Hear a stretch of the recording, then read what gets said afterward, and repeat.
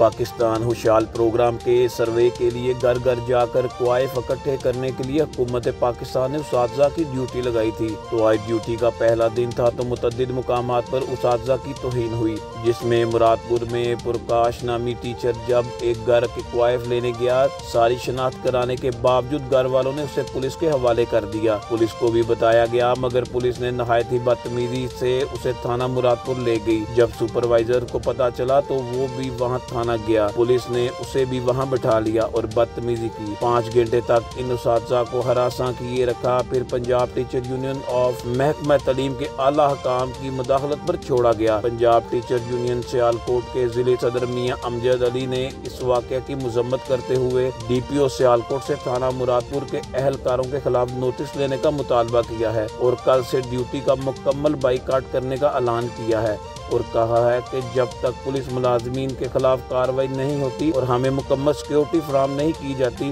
Boycott जारी रहेगा। बिस्मिल्लाहिर्रहमानिर्रहीम। मैं मियां Amjad Ali, president Punjab teacher union district Sialkot. अस्सलाम वालेकुम। पाकिस्तान खुशहाल प्रोग्राम के सर्वे के लिए हुकूमत पाकिस्तान ने घर घर जाकर क्वाइफ इकट्ठे करने के लिए असातिज़ा की ड्यूटी लगाई थी, जिसका आज डिस्ट्रिक्ट सियालकोट में पहला दिन था। तो लोगों का असातिज़ा के साथ रवैया नहायत ही नामनासिब था। चंद मकामात पर असातिज़ा को पकड़कर पुलिस के हवाले किया गया, जिसकी मिसाल थाना मुरादपुर है। वहाँ पर प्रकाश नामी नोमिनेटर को लोगों ने पुलिस के हवाले किया। पुलिस ने पकड़कर उसे थाने में बैठा लिया।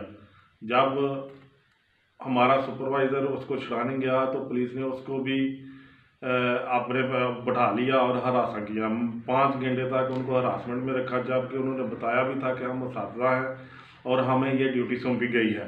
उनका काम था कि वो हमारे आला हकाम से रब्ता करते और उन्हें छोड़ देते, लेकिन उन्होंने 5 घंटे तक उनके साथ नहायत बदतमीज़ी की।